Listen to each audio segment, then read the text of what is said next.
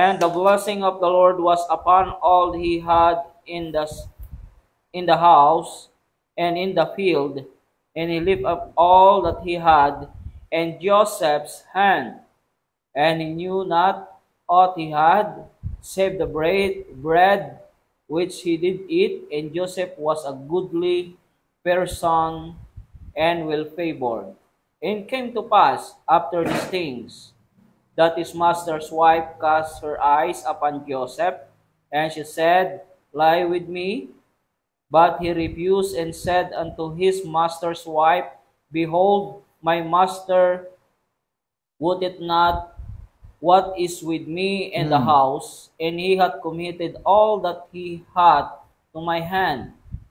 This is none greater in this house than I, neither hath he kept back anything from me but thee, because thou art his wife. Okay. How then can I do this great wickedness and sin against God? And came to pass, as she spake to Joseph day by day, and he hearkened not unto her, to lie by her, or to be with her. And came to pass about this time that Joseph went into the house of his business, and there was none of the men of the house there within. And she caught him by his garment, saying, Lie with me. And he left his garment in her hand, and fled and got him out. And came to pass, when she saw that he had left his garments in her hand, and was fled forth, and she called unto the man of her house, and spake unto them, saying, See, he hath brought in an Hebrew unto us to mock us. He came into me, he came in unto me to lie with me, and cried with a loud voice. And came to pass, when he heard that I lifted up my voice and cried, that he left his garment with me, and fled and got him out. And she laid up his garment by her unto his lord came home. And she spake unto him according to this word, saying, The Hebrew servant which thou hast brought unto us came in unto me to mock me. And came to pass, and I lifted up my voice and cried that he left his garment with me, and fled out. And came to pass, when his master heard the word of his wife, which she spake unto him, saying, After this manner did thy servant to me, that his wrath was kindled. And Joseph's master took him and put him into the prison, a place where the king's prisoners were bound, and he was there in the prison. But the Lord was with Joseph, and shewed him mercy, and give him favor in the sight of the keeper of the prison. And the keeper of the prison committed to Joseph's hand all the prisoners that were in the prison, and whatsoever they did, there he was the doer of it. Keeping of the prison looked not to anything that was under his hand, because the Lord was with him, and that which he did, the Lord made it To prosper. prosper. Okay, so may God bless His holy word.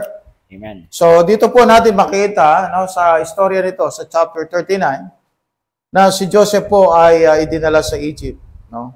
At ito po ay sinimulang itinuro sa chapter 37. At yun nga po ang kinasadlakan ng buhay ni Joseph ay siya nahiwalay sa kanyang kapatid, nahiwalay sa kanyang magulang, at nailagay siya bilang isang alipin sa tahanan ni Potiphar, no? Tama ang aking spelling. Tama. Potiphar's house. Dito po nabagsak.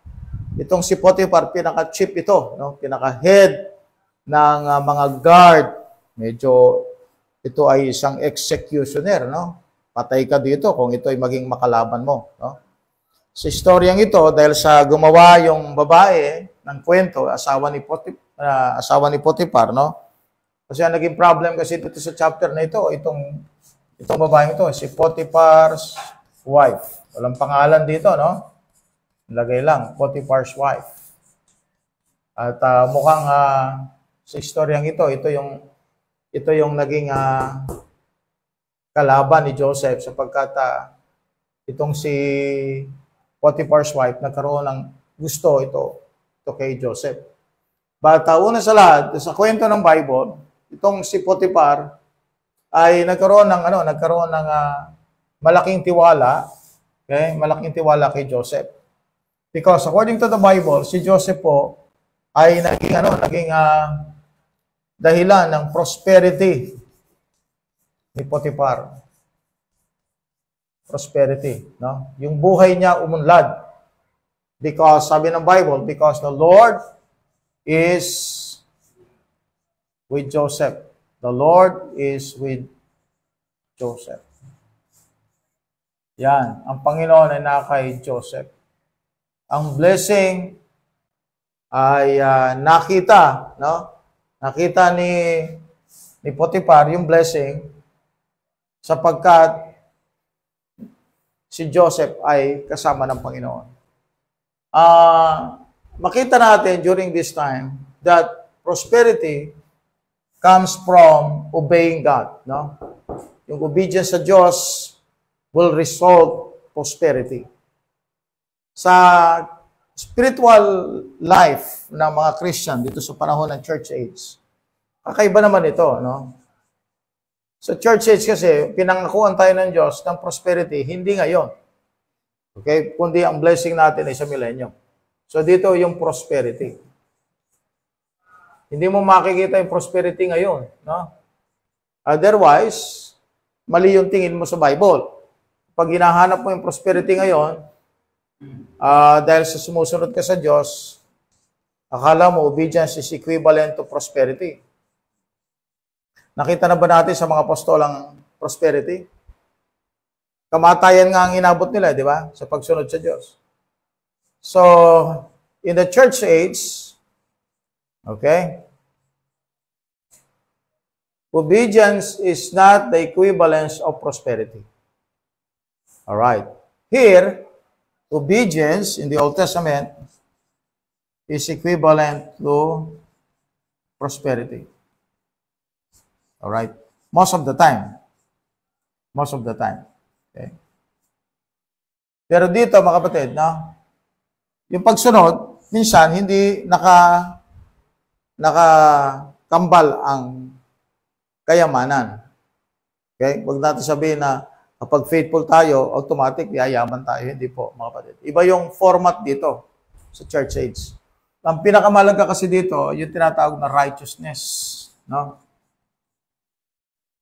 Sabi ng Bible, seek ye first the kingdom of God and His righteousness, and all these things shall be added unto you. So yung all these things na yon, dito lang mangyayari yon sa time ng millennium. So all Christians are going to prosper, all right, in the following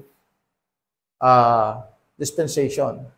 So of course, pagkayari kasi ng church age kasi tribulation. Isipin mo na lang o pagpapalaya ng Diyos ang tao sa church age, tapos babagsak lang din pala sa tribulation period, o kaya ira-rapture sila.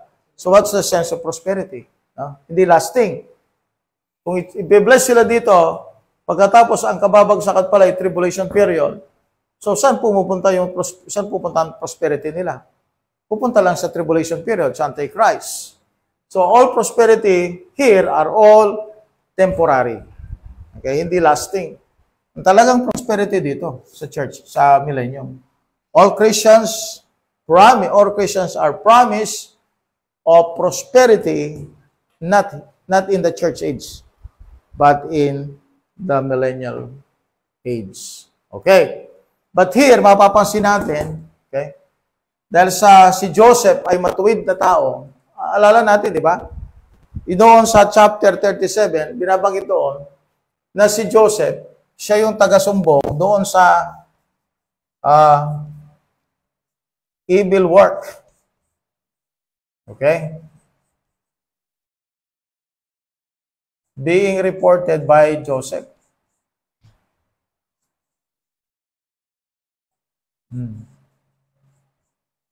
So dito mo makikita na Joseph, okay, was blessed by God of his being holy, no? At Potiphar's wife tried to seduce Joseph, pero hindi siya nagtagumpay, no? Makikita natin mamaya, pabalikan natin yung istorya ng Book of Genesis chapter 39. Babalikan po natin.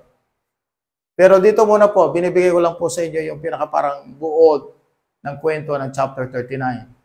So, naisadlak si Joseph sa Potiphar's house at nagkaroon ng gusto itong si Potiphar's wife sa kanya because katulad din ni Rachel kasi, alright, well-favored siya. Katulad din ni Rachel, meron siyang magandang mukha itong si Joseph.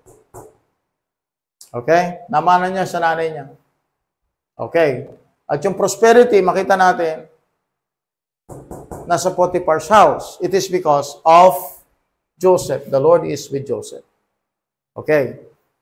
Now, we know that Joseph is a good person because siya yung taga-report sa kanyang tatay sa mga evil work ng kanyang 10 brothers. So, ito mga 10 brothers niya, ito yung may mga problema. Itong mga to. Okay? Ito yung may mga issue. Ito yung mga may issue talaga. Pero, at the age of 17 years old, nailagay na siya dyan. And you will see from here, dire-diretso na yan yung istorya hanggang siya po ay ilagay sa pagiging the highest position, okay, next to Pharaoh. Alright, tingnan muna natin, ang kanyang buhay, no? Tingnan muna natin yung buhay niya sa loob ng tahanan ni Potiphar. Okay? Sabi ng Bible, sa verse 2, the Lord was with Joseph. Verse number 3, the Lord was with him. Ba? At according to the Bible, sa verse 5, the Lord blessed Egyptian's house for Joseph's sake, and the blessing of the Lord was upon all that he had in the house and in the field. Nakita niyo yung blessing? Dahil kay Joseph. At bakit si Joseph ang pinagpapala? Because the Lord is with him. At bakit si Joseph ay kasama ng Panginoon? Because of his obedience. There you go, no? Now, verse 6 will tell you about Joseph. Sabi ng Bible, Joseph was goodly person and well-favored. Ito yung sinasabi ko po sa inyo kanina, nagustuhan siya ni Potiphar's wife sapagkat po, he was a goodly person. Guwapo, no? It came to pass after these things that his master's wife cast her eyes upon Joseph and she said, lie with me. So, yung seduction, nag-produce po, result po ito ng gusto ng asawa ni Potiphar kay Joseph. Okay, now, you will see also that Joseph is a righteous person because he refused, okay, to obey Potiphar's wife. He refused the offer of sin.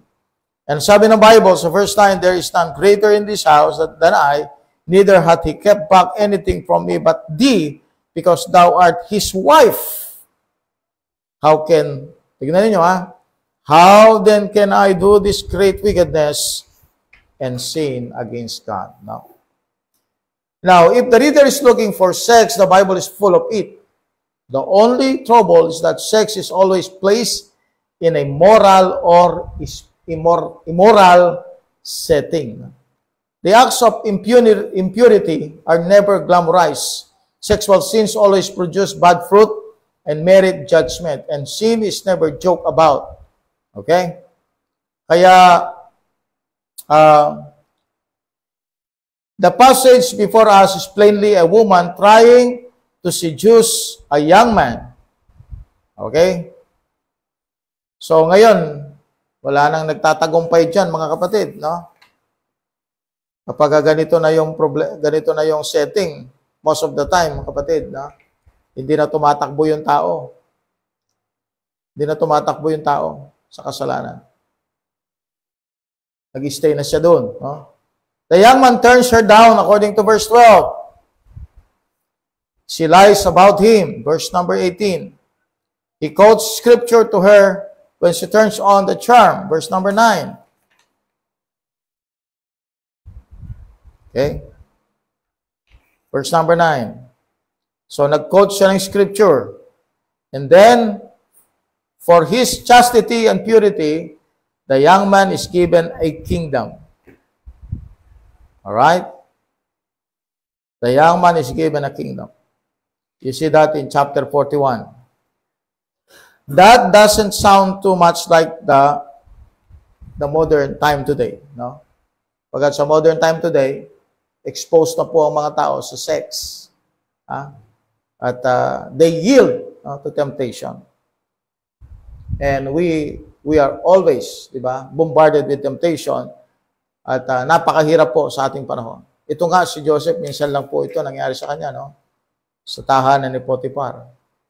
Every day, sabi ng Bible, as he spake to Joseph day by day, and hearken not unto her to lie by her or to be with her. So isang temptation lang ito. Pero araw-araw, no? Araw-araw.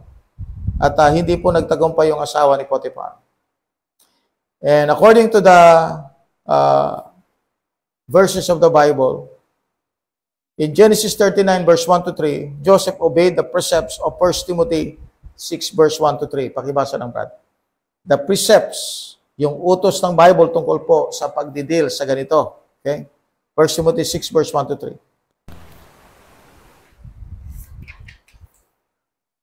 1 Timothy chapter 6 verse 1 to 3. Let as many servants as are under the yoke count their own masters worthy of all honor, that the name of God in His doctrine be not blasphemed. Be not blasphemed. And they that have believing masters, let them not despise them, because they are brethren, but rather to them service, because they are faithful and beloved, partakers of the benefit. These things teach and exhort. Yan. So si Joseph, pinakita niya yung kanyang loyalty at faithfulness niya doon sa kanyang master. Amen. Loyal siya, no? Verse 3, if any man teach otherwise, and consent not to be wholesome words, even the words of our Lord Jesus Christ, and to the doctrine which is according to godliness. Yan. So in-honor niya yung kanyang master. At naging loyal siya sa kanyang master. Plus, minentain niya yung kanyang credibility bilang servant. With that, no, malaking bagay po yung ginawa ni Joseph para lalo po siyang pagpalain ng Diyos. Ephesians 6 verse 5 to 6. Tignan natin po yung pagdidil ng isang servant sa master. So, hindi po tayo dapat maging opportunist kapag tayo po ay merong master, no? According sa Bible. Okay? Kung hindi po, bilang servant, no? Pinagkatiwala si Joseph, kay Joseph lahat no? Lahat-lahat. Sabi nga ng Bible, there is none greater in this house than I. Neither hath he kept back anything from me but thee, because thou art his wife. Binigay niya lahat sa akin. Pinagkatiwala niya lahat sa akin. Maliban sa iyo, dahil asawa ka niya. Okay, now, that's actually a warning to every one of us, my friend. No? Nabasa natin Ephesians 5:6, Brad. Ephesians chapter 6, verse 5 and 6. Servant, be obedient to them that are in the masters according to the flesh, with fear and trembling, in the singleness of your heart, as unto even if he were a slave. Kahit po siya ay slave, alam ni Joseph na siya ay free man kung sa Panginoon. Pero dahil siya ay slave, no? Kahit malaya na siya, pinalaya siya ng Panginoon sa kanyang kasalanan, naging anak na siya ng Diyos, still, naintindihan niya yung kanyang earthly life. Dahil siya tinawag ng Diyos na maging, at nilagay ng Diyos na maging slave, then bilang isang tao, naintindihan niya yung position niya na siya'y sumunod sa kanyang master. Kaya nga hindi nga niya nagawa yung kasalanan. No? Ang reason kung ba't di niya ginawa ang kasalanan, because una, siya'y pinagkatiwalaan. Pinagkatiwalaan siya. Pinagkatiwalaan siya sa lahat ng bagay, verse number 9. Except, yung babae. Hindi na pinagkatiwala ni Potiphar yun. Kaya makita alam ni Joseph, nasaan ang kanyang limitation, saan ang boundary. Okay? So, let's check the Bible. 1 Corinthians 7, verse 21. 1 Corinthians 7, verse 21 to 23. 1 Corinthians chapter 7, verse 21. Art thou called being a servant? Care not for it. But if thou mayest be made free, use it rather. Yeah. Thank you, Brad. Verse 22, for he that is called in the Lord, being a servant, it is the Lord's free man. Tama. Likewise also that is in called, being free, is Christ's servant. Amen. Yon, di ba? Hindi na tayo, ganito yun no? We are servants of Christ. Amen. And if we are servant of the mass of somebody, then we have to be faithful with that. Huwag natin pag malaking tayo, pupunta na sa langit at wala na tayong susundin. Hindi pwede yun, no? Still, nabubuhay ka pa rin sa laman, nabubuhay ka pa rin sa normal na takbo ng buhay. No? Meron talagang mga lugar na kung saan hindi ka magiging katanggap-tanggap. Tanggapin mo na yun, di ba? May mga kanya-kanyang karian yan no? Pero sa mata ng Diyos, tayo ay kakaiba na. No? We are already, no? His sons. So Joseph recognizes that sin is basically against God. In verse 9. And this is something about which modern man knows very little. Yan ang problema sa ating panahon. Pagkat yung bagay na kasalanan na ito, ay sa ngayon, mga kapatid, hindi na po ito tinatawag na kasalanan. Hindi na po, no? Tinatawag itong opportunity. Okay, pagkakataon. Mrs. Potiphar is exasperated. She goes to the beauty shop. She went to be very beautiful and attractive, pero still, hindi pa rin po siya naging attractive sa mata ni Joseph. What she did, ginawa po niya, gumawa siya ng paraan para makuha niya na itong si Joseph, mabaligtad niya yung kwento, no? So, nakuha niya yung garment, tumakbo si Joseph, as he obeys the command to flee youthful lust in 2 Timothy 2:22. Okay? So, nagduwag si Joseph sa panahon na ito, nagduwag siya sa paggawa ng kasalanan, but in losing his coat, his job, his reputation, and his opportunity, he at least saved his character. And that is more than can say for Lot or other character in the Bible. Kaya nga, matingkad itong si Joseph sa lahat. No? Kakaiba, matingkad yung character niya. No? Tingkad. Kaya nga, makita ninyo, mga kapatid, Joseph, as we study in the book of Genesis, Joseph, katotohanan, patungkol sa buhay ni Joseph, na may similarity, no? Kay Jesus Christ. Number one is Jesus Christ as Joseph was sold out. Okay? And you can see that in Zechariah 11 verse 12 to 13. Okay? And then in chapter 39 naman po, verse number 1, sold out siya. Jesus Christ was sold out. May price nga no? Kay Christ, 30 pieces of silver. Kay Joseph, 20 pieces of silver. Number 2 is this, Christ as Joseph had God with him. Acts 10:38, Genesis 39 verse 2. Ang Panginoong Jesucristo ay nasa kanya ang Ama. No? Number 3, people saw that God was with Jesus Christ as they saw him, so he was with Joseph. John chapter 10 verse 41 to 42, Genesis 39 verse 3. What Jesus Christ did prospered, okay? What Jesus Christ did prospered. Isaiah 53 verse 10 and Genesis 39 verse 3. Christ was over all of the house. Hebrews 3 verse 1 to 4. as Joseph in Genesis 39 verse 4. Number 6 is Christ as Joseph found grace in God's sight. Psalms 45 verse 2, Genesis 39 4. Number 7 is this, God blessed the Christian and Israel for Christ's sake. We were blessed spiritually. Ang Israel po binlessed ng Diyos with the promise in the millennium that there will be kingdom and the king will be the Lord Jesus Christ. So God blessed the Christian in Israel for Christ's sake as He did the house of Potiphar for Joseph's sake. Ephesians 4 verse 32, Genesis 39 verse 5. Number 8 is this, all God has He delivered to Jesus as all that Potiphar had was delivered to Joseph. Matthew 28 verse 16 to 20, Genesis 39 verse 6. Makita natin, kung si Joseph ay nasa kanya po yung lahat ng mga stewardship, lahat ng tahanan, lahat ng mga bagay sa tahanan ni Potiphar. That's similar with the Lord Jesus Christ, na pinagkatiwala ng Ama sa kanyang lahat. Okay, Jesus Christ was tempted. Luke 4 verse 1 to 10, just as Joseph in Genesis 39 verse 7. Number 10 is Christ did not sin against God, even as Joseph did not. Hebrews 4:15, Genesis 39 verse 9.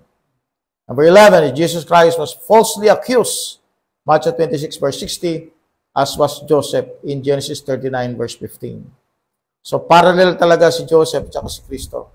Number 12, Jesus Christ was put into prison, Isaiah 53 verse 8, as was Joseph in Genesis 39 verse 20. Number 13, Jesus Christ entered the prison where the king's prisoners were bound, Ephesians 4 verse 8 to 10, even as Joseph, Genesis 39 verse 20. Number 14, God had mercy on Jesus Christ, Acts 2:25 to 28, as He did on Joseph, Genesis 39, verse number 21. By now, the reader should gather that the author of Genesis knew the events which would take place and be recorded 1,700 years later. Si Joseph po ay, ang pagitan po ng taon, from Joseph up to Christ, is about 1,700 years. Ganyang kalayo. Pero makita ninyo, yung 1,700 years na yon, sa Genesis 39 pa lang po, ay binabanggit na. Pinipicture na si Jesus Christ through Joseph. Pagitan ng 1,700 years yan. Pero isipin mo, as early as this time, Christ is being presented in the Bible sa ibang karakter. Kaya hindi ka pwedeng magkamali kung sino talaga si Jesus Christ if you are studying the Bible. Talaga makita mo kung sino si Jesus Christ. Ano po ang kanyang layunin, anong dahilan kanyang pagdating, at bakit po siya yung number, him and this. At itong problem ng Hamite na ito can be again traced back to Genesis 3:15. Hindi mawawala yun. Sa kwento ng Bible, matutugtong natin sa Genesis 3:15 ang lahat. Bakit po? Kasi nga, yung main character, two main characters sa Bible is Jesus Christ at saka yung kaaway ni Jesus Christ. That's the main character, no? That's the devil, okay? Now,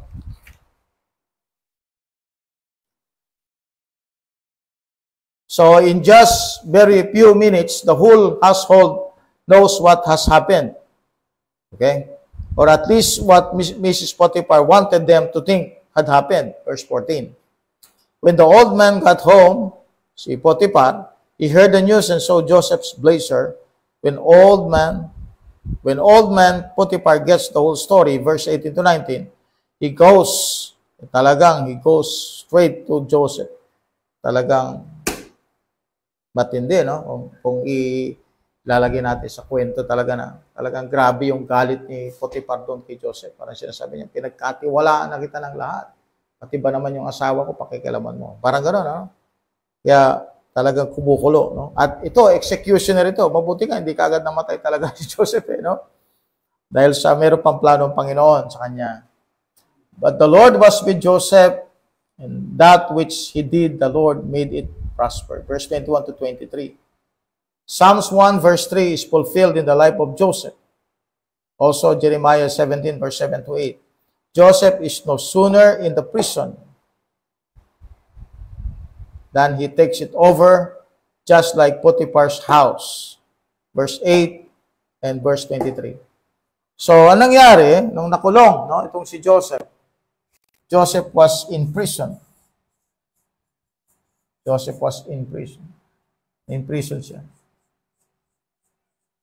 Ano nangyari po? Na-imprison siya. Joseph was in prison. Anong nangyari? Si Potiphar, kung si Potiphar, pinagkatiwalaan niya si Joseph. Pagdating sa prison, yung keeper ng prison, pinagkatiwalaan din niya si Joseph sa mismong prison. At siya yung may hawak sa mga prisoners. Sipin mo, nakakulong ka, pero dumating ang panahon, yung keeper mismo, nagtiwala sa'yo, at sabi niya, hawakan mo yung mga prisoners. Parang ano to parang naging warden na itong si Joseph.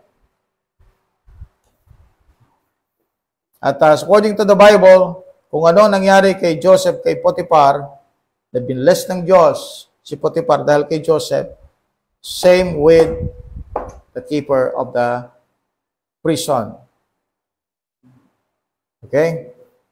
Joseph winds up a trustee instead of a jailbird, and whatsoever they did there, he was the doer of it. Yun, pagtitiwala sa kanya. Okay, so, ulitin po natin yung verse 22. And the keeper of the prison committed to Joseph's hand all the prisoners that were in the prison, and whatsoever they did there, he was the doer of it. No? So, makita natin, mga kapatid, sa istorya ni Joseph, unti-unti po na-unfold, no? Yung kwento sa buhay ni Jesus Christ because he is connected with him. At hindi po, nakapagtaka that everything that will happen to Jesus Christ, it is already happening, no? Dito sa chapter 39. At makita natin how God used these events, no, sa buhay ni Joseph para lamang sa pamagitan ng kanyang buhay, para sa kanyang buhay will picture, no, the Lord Jesus Christ's life. Ganun po kaganda ang buhay ni Joseph. Amen. Kaya tuloy lang po tayo sa ating pag-aaral at makita po natin the more that you will see Joseph's life, at makita mo the more that his life is connected to the Lord Jesus Christ's life. No? May connection. Okay, so yan po, no? Sa dispensation natin, as I have written, okay, si Joseph was the greatest type of Jesus Christ. And here, Joseph was blessed by God because of his obedience to produce ng prosperity. Now, so kahit ang isang Kristiyano ay maging katulad ni Joseph sa panahon natin, na hindi po siya susunod do sa panghahalina o kaya panghihikayat or pagtutokso na sa laman. Kahit si Joseph, itong si Joseph, pumunta dito, okay? Alright? Magiging holy siya, magiging malinis siya. It is not a grant. It will not be granted by the Lord that there will be prosperity. Si Pablo nga, ano nangyari sa kanya? Sabi nga niya, none of these things move me. Neither count I my life dear unto myself. Isipin mo yun, ha? None of these things move me. Ibig sabihin, talagang ginigiba na siya. As he preached the word of God obediently, andun ang sangkatutak ng mga problema. Sabi nga niya, forgetting those things which are behind and reaching forth unto those things which are before, I press toward the mark for the prize of the high calling of God in Christ Jesus. Makita niyo yung word na press? Ibig sabihin, he is under pressure. He is pushing against the pressure. And that is the life of every faithful Christian in the New Testament. You read 2 Corinthians 6, read 2 Corinthians chapter 4, kung paano po, 2 Corinthians chapter 8, kung paano po katitindi ang nararanasan nila. And yet, they are righteous. Okay, so yun lang po ang ating pong pwedeng may share ngayong gabi. At salamat po at natapos natin ang isa pang chapter sa Book of Genesis. Okay, shout out po tayo, kapatid. Amen. So shout out po sa lahat ng sumubaybay sa oras pong ito. Shout out to Sister Rowena Ligaspi Tuyolab. Yaman. At maging po si Crystalline Shatoka, Emmanuel Fundamental Baptist Church, Pastor Jo Marie Prasio, Sister Jennifer Pascual, Amen. Brother Michael Runas, Analisa Stanislao Bukad, Gemma Di Guzman Ermitanyo, Praise the Lord. Lobelia Daulo Patungan, Prince Arjen Kapili, Micaela Mina, Amen. Orben John Punsalan, si Kayla Kapinpin Ibero, Galiano Rose Gonzales Nicolas, Christian Solano, Carl Marion Acosta, Mary Claire, John Ray, Cesar Azar Alcantara, Gloria Reyes, Mary Jane, Buna Abu-Abu, at maging po si Ne Era, Chepadilla Lusada, Amen. Vittorio Montierde, Praise the Lord. Olive June, Casquero Mendez, at si Eli Omega, June Cornelia Jumawan, at maging po si Tess Villanueva. Wow. Amen. Si Greg L. Parang House. parang ngayon ko lang narinig, Sister Tess yan ah. Nag-like lang. Rene de los Reyes, Alfredo Velasco Candasa, Opo. Boss Jan, Lovelia Habanya Garcia, Buddy Salvador Salpo, Jevis Ayan Lopez, Maureen Alba, at maging po si Brother Aldrin Livado, ML Griffel. Amen. At sa lahat na sa comment section po natin, God bless po sa inyo pong lahat. Amen. Amen. Praise the Lord. Maraming salamat po for joining us tonight. Ito po yung ating chapter 39. Balik ulit kay Joseph ang istorya hanggang matapos na po yan, hanggang chapter 50. No? Okay. Naisingit yung chapter 38 para malaman natin doon yung si Judah, paano ang Diyos, pinakikita yung karakter ni Judah. No? Tapos si Tamar, nagkaroon ng anak, twin brothers. And then yung Pares isa doon sa twin brother, ay nasa line ng ating Panginoon sa Kristo. Okay. So, move sa chapter 39, kita natin that still, no, ang na-emphasize naman dyan, yung karakter ni Joseph. Paano talagang si Joseph is the chosen one para po sa leadership ng Egypt. Okay. Okay, so tayo po ay manalangin. Let us pray. Dakilang Diyos, amang banal, makapangyarihan sa lahat. Salamat po muli, Panginoong Diyos, sa natapos, Panginoon, na pag-aaral mula sa inyong pong salita in Genesis chapter 39, Panginoon. At salamat, Panginoong Diyos, sa mga pagkakataon, Panginoong Diyos, na nakasama po namin muli aming mga kapatiran, Panginoong Diyos, sa iba't ibang lugar at maging po sa iba't ibang bansa, Panginoong Diyos. Salamat, Panginoon. Patuloy, O Diyos, ang Real KJB, Panginoon. Ito po ay patuloy, Panginoong Diyos, na magbigay sa amin ng enlightenment, Panginoong Diyos. Yes, Lord. Sa pamamagitan po ng inyong pong salita at ang aming pong tagapagturo, Panginoong Diyos, Pastor Jonathan Pascual. Ang hiling po namin, Panginoon, sa lahat ng sumusubaybay, O Diyos, igawad niyo po sa bawat isa po sa amin ang katalinuhan, Panginoon, upang lubusan po namin ang lahat, O Diyos, na binabanggit dito sa inyo pong mga binabahagi sa amin, Panginoong Diyos. Amen. Aming tagapagturo. Kaya naman, Panginoong Diyos, kami po ay patuloy na nagpapasalamat, Panginoon, sa tagumpay, Panginoong Diyos, na pinagkakaloob niyo po sa bawat isa po sa amin, Panginoon. Salamat, Panginoong Diyos, sa 4 na taon ng Real KJB. Amen. Na patuloy, Panginoong Diyos, ito po ay nagagamit at nagpapatuloy, Panginoong Diyos, upang ang body of Christ, Panginoong Diyos, may strengthen, Panginoon, sa pamamagitan po ng inyong pong salita.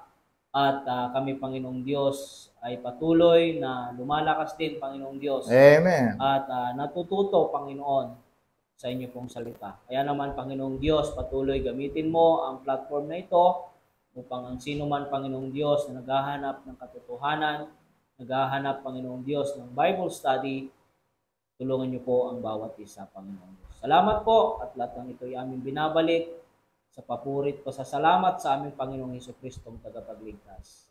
Amen.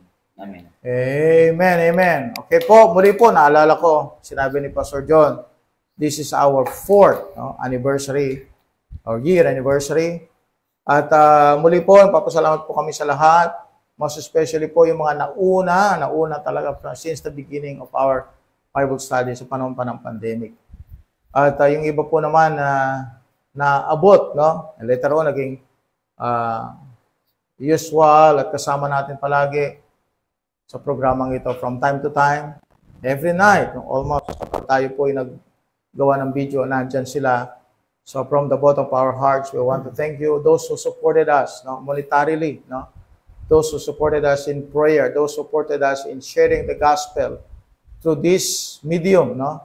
Kasi nga, we also insert salvation here. Kaya nagiging reason din para po may maligtas. Okay? So marami pong salamat sa mga kapatid natin, maging po kay Pastor, yung kapatid natin sa lugar ng UAE, no? Andun pa rin po siya at talagang masipag, nagtatayo ng gawain. Kasama po natin sa original, kasama po natin dito, staff po natin dito noon. At Sister Jaisel naman, napunta lang Dubai, no? Nasa isang church din siya. At yun po. At kagabi po ay nagkaroon ng preaching time. At tinawag po nating tagapagsalita si Pastor Herbert Bautista na siyang naging bunga po, maliwanag, clear, visible na result po ng Real KJB. Buo ng kanyang simbahan at pamilya ay naging bahagi po ng Real KJB at maging po yung kanyang pastor, no, former pastor, at maging po yung mga church members. Kaya ganun po kami kasaya, no? At lalong-lalo na po yung mga iba na nasa ibang bansa na nakilala din namin, naging friend, naging talagang masugid na mga kasama at kakilala, naging very close friend. And they even support the ministry just for us to continue, no? Hindi man po malalaki ito, pero mga kapatid, I tell you, God will bless you in return dahil po sa pagtulong po ninyo. Yun lamang po mga kapatid, and thank God for all the people who are behind the scenes, no? Yung aming mga asawa, yung aming mga pamilya, na bagaman po hindi sila nakikita, nakakasama namin dito, pero kasama po sila pagkat sila yung mga nag-aalaga sa amin. Okay? So, God bless po sa inyong lahat. And I could say, mga kapatid, magpatuloy po tayo for another year at ituloy po natin ito hanggang sa pagbabalik na ng ating Panginoong Hesus-Kristo. Amen. So, yun lang po. Closing words na po tayo. Amen, amen. Okay, please like, share, and follow our Facebook page. Ngayon na din po sa ating YouTube channel. Paki-subscribe na po kung hindi pa rin po kayo nakapag-subscribe. Amen. Nang sa gayon kayo po ay maging updated sa lahat po ng ating latest videos. Okay, once again, good morning, good afternoon, and good evening. Real KJB believers, now signing off. Amen, amen. God bless po. Thank you so much.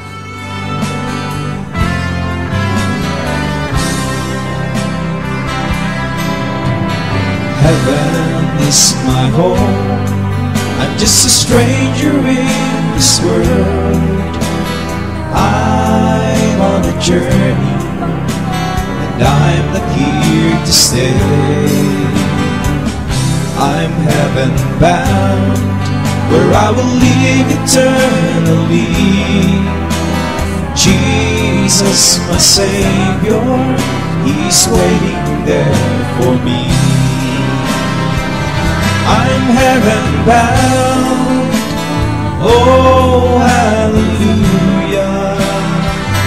I'm heaven bound, glory to God. I'm on my way to that fair land, where the saints of God are bound. Jesus made the way, and now I'm heaven bound.